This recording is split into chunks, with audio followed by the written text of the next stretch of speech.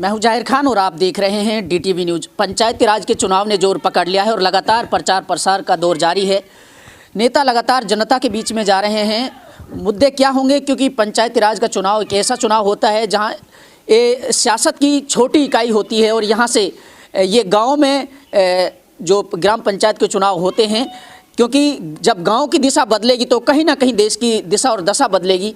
इसी को मुद्दा बना करके वार्ड नंबर 3 से जिला परिषद पद के भावी उम्मीदवार सिराजुद्दीन जी हमारे साथ जुड़ रहे हैं। इनसे जानने की कोशिश करेंगे आखिर मुद्दे क्या होंगे, क्योंकि मुद्दे तो होते हैं और चुनाव में बड़े बड़े वादे किए जाते हैं, लेकिन हकीकत में धरातल पर विकास नजर नहीं आता है, क्योंकि लगातार जुगलबंदी शुरू हो चुकी है नेताओं के द्वारा।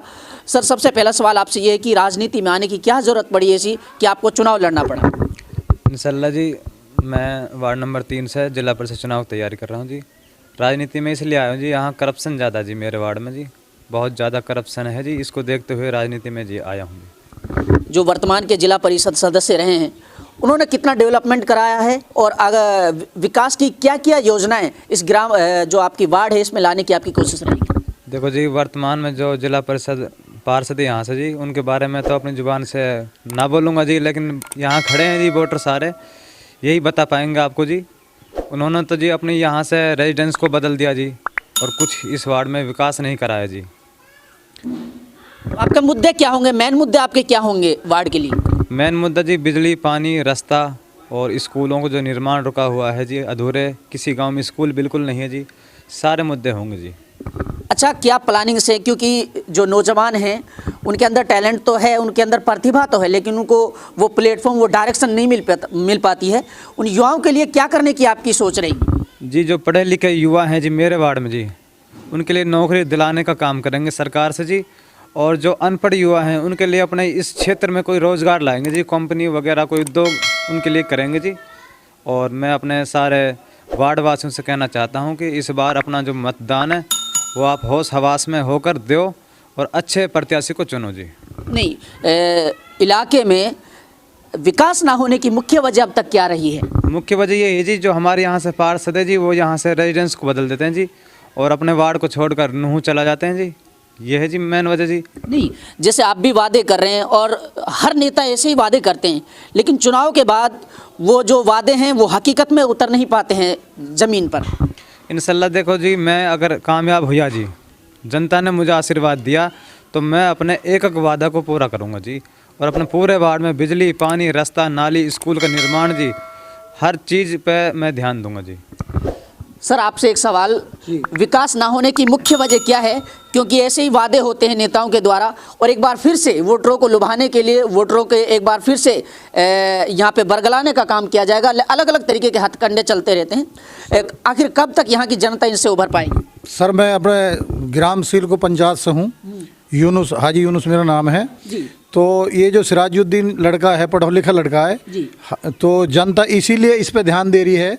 मेरे भी 5 गांव पंचायत के अंदर सबकी नज़र इस पे है कि जो पहले उम्मीदवार वो आया पार्षद साहब, वो यहाँ का दूसरा गांव का था, तो वो उस पर विकास हुए ना, और वापसी एक बार जीतना के बाद में वापसी लौट के आते नहीं है। तो इस पे पूरी हमारे 5 गांव हैं, इसका तो पूरा फोकस है ही है। बाकी मैं तो यही कहूँ हूँ, और भी जो मेरी बात को सुने कि वो किसी दूसरा को भावुक ना करे और मतलब ऐसी बात सोचे, इसका वो से जनता का पूरा सहयोग है। क्या लगता है सिराजुद्दीन, क्या आपकी वार्ड की दिशा और दशा बदल पाएंगे? क्या आपको लगता है कि इनसे उम्मीद है, अगर जनता इनको चुनती है, आप लोग इसको सत्ता पे बिठाने का काम करते हैं, तो क्या इनका विकास हो पाएगा? सर, पढ़ा लिखा बालक है, ये विकास करेगा और ईमानदार लड़का है। तो मेरे 5 गांव पंचायत से सबका यकीन आ रहा है इसी बात पे और उम्मीद है पूरी। आप लोगों की सेवा करेगा? जी जी।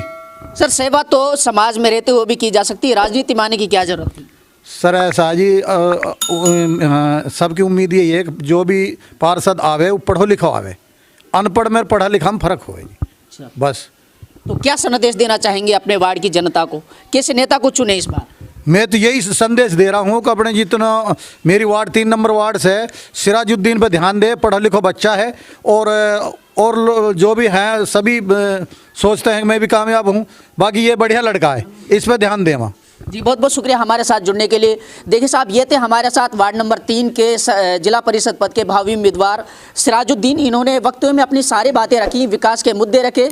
इनका कहना है अब तक विकास ना होने की मुख्य वजह भी इन्होंने अपने वक्तव्य में बताई, और जो यहाँ के सीटिंग जो वर्तमान के यहाँ के जिला परिषद के सदस्य रहे उन पर भी कटाक्ष करते हुए इन्होंने कहा कि उन्होंने यहाँ से रेजिडेंस चेंज कर लिया है और विकास की जब बात आती है तो यहाँ विनाश जनता का हुआ है। लेकिन क्या चुनाव के बाद में सिराजुद्दीन को जब यहाँ की जनता चुनेगी तो क्या हकीकत में विकास ज़मीन पर उतर पाएगा, ये सबसे बड़ा सवाल है। और इस सवाल के जवाब के लिए आपको थोड़ा सा इंतजार करना पड़ेगा जब जनता वार्ड नंबर 3 से सिराजुद्दीन को चुनने का काम करेगी। तब तक के लिए बने रहे मेरे साथ।